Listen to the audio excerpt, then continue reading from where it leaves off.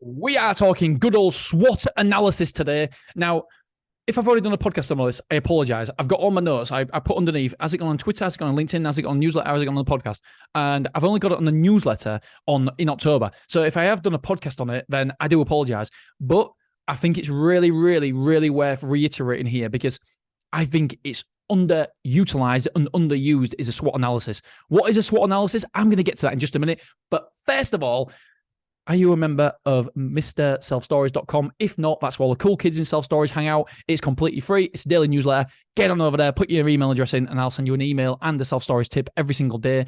I will give you all my numbers. And there's a new feature where I tell you how much we've taken that day in every single location and how much we've taken in total for the month.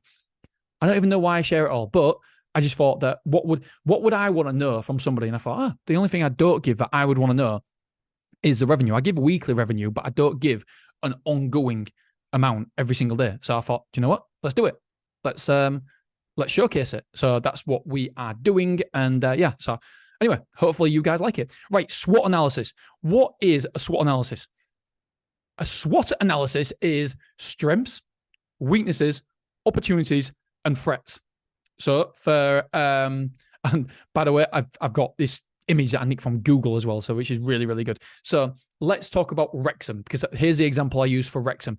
So when I want to open a place or buy a facility, then you've got to do the basics. SWOT analysis, very, very simple, but it's a great exercise to do because sometimes you don't think about things in this format, and it helps how you think about and see a solution. It makes you look at it from a different angle. And that's what I love about it. Right. So there's my SWOT analysis for Wrexham. Right. Strengths. So what are the strengths of Wrexham? Site. And by the way, I think it's Mad Friday today. Mad Friday? Is that what the cool kids say? When everybody goes out and just goes absolutely crazy the Friday before Christmas. Obviously, wife, kids, I won't be doing that. But I remember it well. It was awesome. Anyway, so I hope everybody's, I don't know, what am I talking about? Christmas?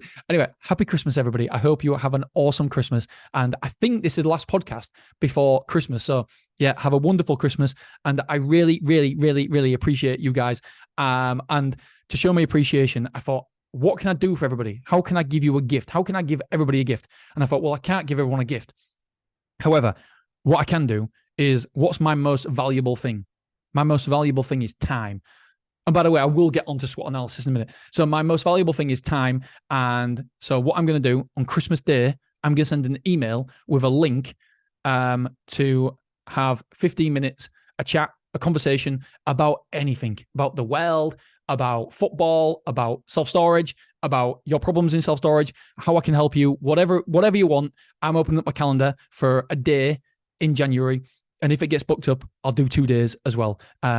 Because I feel like that I get so many people asking for help, advice, and just a bit of my time that it's so difficult to say yes to everybody. Somebody asks for an hour, and I get offered crazy money. I'm like, I can't, because if I start doing that, and I do want to start doing some sort of mastermind consultancy. I've mentioned in the newsletter, I've got not a massive waiting list, but I've got people who are on the waiting list who want to do something. And so I just don't know what I'm going to do, but there is going to be something somewhere. And so, yeah, Christmas Day, look out for the newsletter. And it's genuinely my gift, because I thought, right, and I don't think, Billy Big Bollocks, look at him. Who does he think he is? He's giving 15 minutes away. Wow, good old Dean.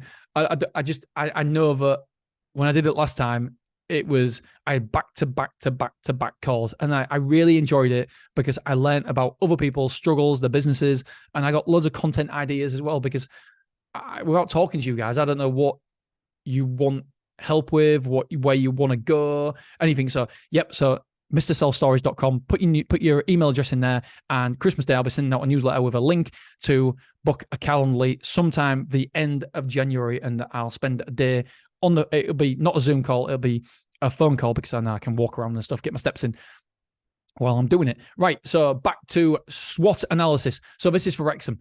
So strengths. The site has been around for a long time. It was there 15 years. And so you know straight away that it's going to be a good business. It's got longevity. It's got customers in that's been there a long time. and it's a mature site. So it's got long-term customers. It's in a good position. It's not a great position, but it's a good position. It's on the main road on an industrial estate, on the main road, on the corner. So everybody who goes down there can see this big, really great big green building. It's got a long lease because you need a long lease. There's no point having a short lease because it's just not worth it because of the capital expenses that you put in. Had capital in the bank. Now, believe it or not, when you buy a business, the money that's in the bank is your money. And so it had money in the business. So I could use that money to buy the business. I could use the money in the bank to buy the business. Now, why do people do that? It's massive tax savings. If you took that money out, then you get taxed upon that at whatever rate you do. If you sell in a business, then, and again, please don't quote me on this because it's not my area of expertise, but this is what I've been told by my mentors. The first million, it's entrepreneur's relief. I don't think it's called entrepreneur's relief anymore, but the first million is taxed at 10%. And so if you get £1 million, say you have £1 million in your business, if you take that out, you might be taxed at 50%. So therefore it's 500 grand gone in tax. If you sell the business for £1 million, then you're taking home, instead of 500 grand, you're taking home 900 grand. So it's a massive difference. Anything over $1 million, I think, is taxed at 20%. And so, yeah, it's good for them. It's good for you. It's a win-win, and it's a tax efficient way of doing it. So there's money in the bank. I could use that money in the bank to, to pay for the business. So that was really, really good. That's a massive strength. The other strength was, obviously, it's a good price. I paid 90 grand for it, £45,000 upfront and £45,000 over the years.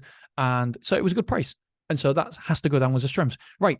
If for strengths, we have to look at the weaknesses, the yin and the yang. We have to balance things out. The weaknesses, it was a low lettable square foot. I think normally it's 75% of your area is lettable square foot. This was under 50%. Because what did they want? They wanted straight decisions when you first open can make or break you. This broke them. Unfortunately, they could never, ever maximize this facility because of this one decision that they made incorrectly, in my opinion. They wanted corridors wide enough that you could get a car around. Not joking. They wanted for customers to back up and get into the site with a car. Incredible. And as soon as you've done that, you're limiting the amount of revenue you can take. And so straight away, that is a massive, massive issue for us. So low lettable square foot, that was a big, big weakness. In fact, I know for a fact it stopped other people buying it. And I know for a fact it nearly stopped us buying it as well, because it limits the upside. Who wants to limit an upside? And the mezzanine, to put a mezzanine floor in, it's a nightmare. And so low lettable square foot, under 50%. Oh, that's definitely a weakness. A weakness. I'll put it here, a weakness here. It doesn't open on Sundays and Thursdays, and it closes at, I think it was closed at 12 o'clock on Saturdays. I don't, is it a weakness? I feel like that's an opportunity for me. So maybe I put it in opportunities as well, because I can increase the amount of opening time. And so therefore the customers will have a better experience. So that was a weakness of the business then, but it's also an opportunity for me. Only opens half a day on Saturdays. Yep, put that down here. Poor sales process. Yeah, it's a weakness of a business, but again, that could be dressed up as an opportunity. There was no sales process. There was no callback 1, callback 2, callback 3, callback 4. You called. If you wanted to book, you booked. If you didn't, that's it. No follow-up. And so for me, yes, it was a weakness of a current business, but it's a great opportunity for me. I was like, ooh, outdated systems. Jesus, all these weaknesses could be put as opportunities. I suppose what I've done here, I've put weaknesses of a business currently. Outdated systems. I think they had pen and paper or a spreadsheet or something for all this. And don't get me wrong, he spent a lot of money designing this spreadsheet. It was a good spreadsheet, but in this day and age, there is software out there like Stora, who are sponsoring the podcast, by the way, everybody. Then there's low cost alternatives. You do. By the way, I used to do this. I used to do it. First of all, I used to do it by pen and paper. I used to have pen and paper when someone was supposed to pay, and I used to ring them up on that day. Like, oh my God, things. You don't know what you don't know. And we've all got to go on this journey of improving ourselves all the time. And unfortunately, they were still doing it the old-fashioned way. Low profits, that's a massive, massive weakness of a business. The profits were £10,000, but then the rent was increases next year by £10,000. And that is if everybody paid.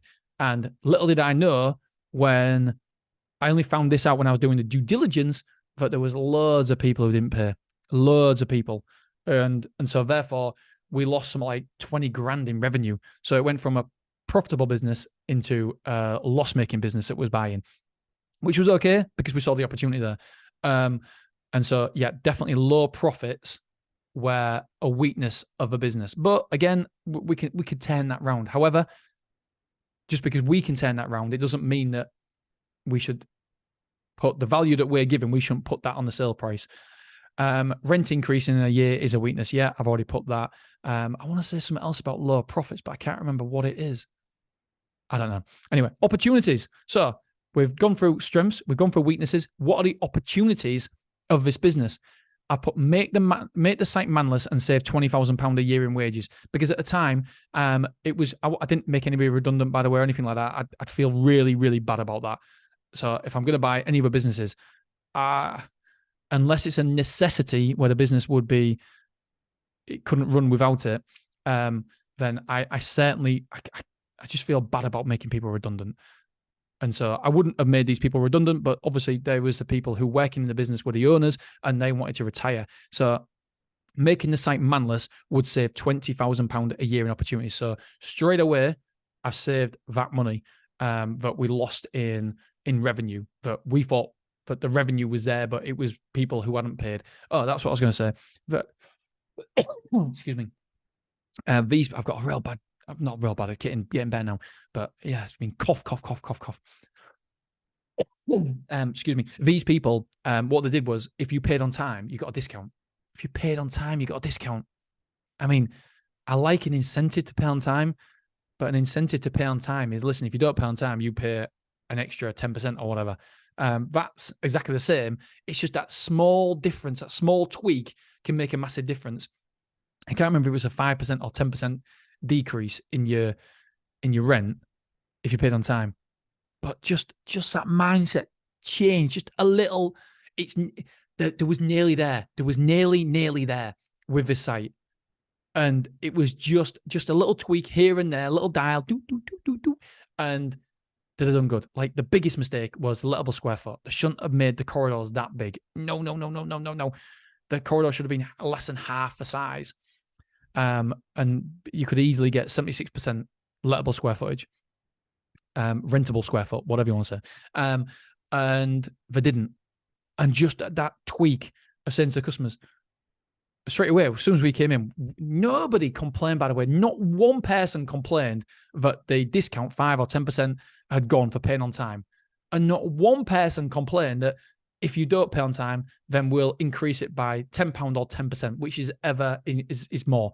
I think it's day 10 or day 12. If you haven't paid, boom, you get a charge. And not one person's complained. And we've charged people, but you train your customers. You train the customers. They train the customers to be bad payers, because if you didn't pay on time, well, just don't get a discount. And there was no other forfeit. There was no other punishment. There was nothing. And so you train your customers. Since then, everybody's been paying. We've got no bad debtors at Wrexham. But when we first took over, we had loads of bad debtors. We got rid of them, got rid of some people, put other people on payment plans, and outlined our methods. We were strong and we was fair. But look, you've got to pay. You've got to pay on time. So they didn't do that. And it's just a little difference, but it makes a massive difference. Put containers in the car park and increase revenue by 100K a year. So I mapped out the car park, and I realized that I could easily increase revenue by 100 grand. At the minute, we've got 18 containers there, and we're really, really increasing the revenue there. It's the 20th of December, by the way, and we're taking £160,000 a year now, MRR. So £160,000 a year, the MRR works out to at the minute. That's incredible, because when we first took over, it was like 90-something after we got rid of all the bad debts. 90-something. We've nearly doubled the revenue nearly doubled the revenue. And it's just these little small tweaks that we've learned along the years of making them mistakes, by the way. It's okay to make mistakes. You want to make as many mistakes as possible because it's not a real mistake unless you learn nothing from it. The only mistake we make is the one we make where we don't actually learn from it and change and become better operators. And so luckily, I've made shit ton of mistakes, shit ton. But I do like to think that I do learn from mistakes. But I do make a lot of mistakes, and I don't probably learn all the time. But yeah, so these are the little things that we've learned all the time that's made a big difference to our business. Put revenue management in place. Another opportunity, put revenue management in place and increase revenue. Yep, price increases. Price increases. Have I got insurance down here? No. So revenue management in place and put insurance. No customer had insurance. I mean, it's not good for them. It's not good for us because we're not making any money from it. And if anything happens, God forbid, to their stuff, they're not insured. And so we put insurance on there. We did revenue management. We did insurance. So boom, straight away, increases the revenue. And all that, by the way, drops straight to the bottom line because our costs are fixed in self-storage, especially if you've got no staff there. So all the costs are just about fixed. And so we know what we're paying every single month. And so any extra revenue goes straight to the net profit. Excuse me. Increase the internal lettable square foot. Now we've got a meeting with Janice coming up in January. They're coming down to the site and we're gonna decrease some corridors. Now it's a messing around. It's individual units. It's not going to be great. It's not going to be pretty, but we're going to increase it. I think we've worked out by 1,600 square foot. So it's not amazing, but it increases it a little bit. So it goes from being under 50%. I think it takes up to like 64% lettable square foot. Still not great, but it's the best we can do. So increase the internal lettable square foot. Not brilliant. Not brilliant, but it's still gonna. This place will make 200 grand a year now. Eventually, within 24 months, it'll make 200 grand a year, and so straight away, it's been a really, really good investment. But it's been hard work. It's not. Sorry, I hate doing a podcast when people cough. I do it all the time. I need to be more professional. Definitely need to be more professional. No wonder nobody listens to me on YouTube. Improve reopening hours for the customers. Yeah, big opportunity there. Increase the technology to make it easier for the customers to rent units. Yep, book online. Can they book online? No. Can they come in 24 hours a day? No. Can we do that? Can we put PTI on there? Can we do some sort of no key, PTI, whatever? Can we do that? Yes, we've done that. All this, by the way, costs money. So I understand why the previous owners didn't do it because it's a cost for them. It's an investment for me. And I feel like that's the difference. I feel like that some people think of it as cost, some people think of it as investments. This is an investment. And so it's massive, massive investment for us, but it's got a return on the investment. Straight away, we're increasing revenue by 70 grand in a year. Wow, that's incredible. 70 grand. And it's going to be more than that. It's going to be more. I reckon by the time we've owned it a year, we'll increase revenue by 100 grand a year. And that 100 grand goes straight to the bottom line, which is wicked. Improve the existing sales process. Yep. We're plugging our sales process. Perfect. Introduce insurance to the current customers. Yeah, sorry, we did that in revenue management. Threats. Right, what are the threats? I feel like this is a really, really good exercise. If anything goes wrong, we are 3 hours away. So how do we avoid that? So what can we do there? Well, we have what the Americans call boots on the ground. So yes, we can get there in 3 hours, but if there's a problem, then you really probably want that problem sorting out before 3 hours. So we've got 2 forms of contact. We've got the cleaner who goes twice a week, I think, to clean the facility. So if we need anything, then she can always go sometimes. Not always, but sometimes. And we've got a handyman there who, unfortunately, is on holiday all December. But apart from that, he's always around. And so we pay him like £20 an hour or something like that. And he can just go, any problems, and sort it out. Perfect for us. Perfect. So I believe you need 2 form of contacts. If it's going to be a site further away, then get 2 people that you can rely on, because then the chances are that one person can go there and sort the problem out within 24 hours. And we don't really want to be driving 3 hours. I know I said 3 hours is too long, but can we go straight away? Can we afford a member of staff just to travel 3 hours there, 3 hours back? Probably not most of the time. And normally if a problem gets resolved in 24 hours, then we're okay. And there's very rarely an actual emergency. But normally within a few hours, we can get it sorted by either the cleaner going down or the handyman that we know. So that was a threat, but we could easily navigate it to the best of our abilities. We're new to the area and don't know the competition and how they operate. That is true. We don't know what offers are due. We don't know how their sales process is. We don't know what their follow-up is. We don't know how aggressive they are going to be with us, because we're going to be more aggressive with our PPC campaign and SEO. So are they going to be more aggressive with us? How are they going to react? We don't know. The only way you can do is dip your toe in. Customers may not like the improvements. Now this, it was a potential problem, but most customers are going to like improvements, aren't they? Most customers are going to like it.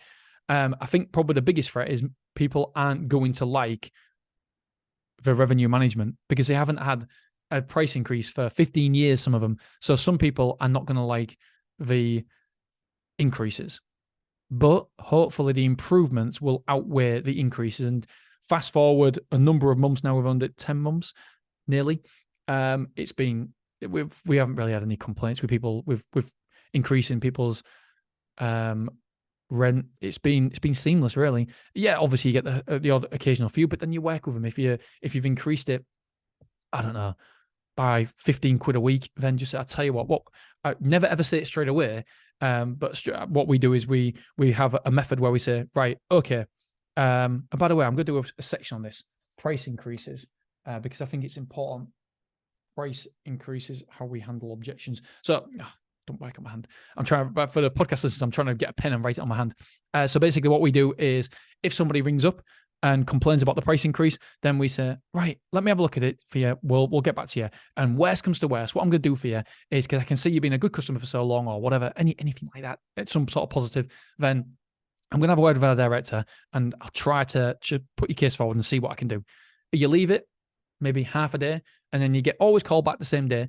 Then you get back in touch with them and say, I've spoken to the director, and because of this, and this, all positives about their behavior, you pay on time, you've been a customer for a long time, whatever it is, we can actually do, instead of the £15 price increase, we can actually give you a £7.50 price increase. So we're literally halving it for you. How does that sound? And every single time they love it. There's not been one person who hasn't loved it that I know of anyway. I haven't known of anybody who still complains. And by the way, they don't get in touch with the director, they don't get in contact with me. It's just part of the show. It's part of the Disney effect. And so that's what we do. And worked beautifully. And so for anybody who's worried about price increase, then worst case scenario, you half it. It's great. It's brilliant. What else? It's a small site with limited upside. Yeah, we've been through that. We can add containers. We can add a bit more internal space, but it is it's still limited upside. It's still not 75% lettable square foot, is it? But if you're making 250 grand, 200 grand from a site, I think it's a win. So we've turned it around. And by the way, the people before, I feel really, really sorry for them because it was so close. I genuinely feel sorry for them because they were so close in. Don't get me wrong, they've got other money as well, I believe. But instead of getting 90 grand, they could have got 800 grand if they'd have just changed a little bit of tweaks here and there. I believe this site will be worth 800 grand when we make all the differences and changes and stuff. And so we could, if they'd have just made them tweaks, just some little tweaks here and there, as you can see, we've done nothing major, nothing massive. It's just simple self-storage procedures that we've done, that we've implemented. And I just feel sorry for them because if they'd just done them tweaks, instead of getting 90 grand, they'll have got 800 grand or 500 grand even. Even if they wouldn't have done all these changes, even if they wouldn't have done the sales process and they'll still be able to get £500,000 from it. And the difference, can you imagine 90 grand to £500,000? It's massive. It's a huge difference. And all it is these little tweaks that we've implemented. And so hopefully you guys that you aren't making some of the same mistakes, just little tweaks here and there that make a massive, massive difference to your overall revenue and therefore profit. And also because of that profit, your exit as well. All right, my friends, this has been a lot longer podcast than I realized I was going to do. Happy Friday. Merry Christmas, everybody. Honestly, genuinely love you, appreciate you. And I love doing it. I love all the feedback. It is awesome. So thank you so much. I'll speak to you soon. Bye.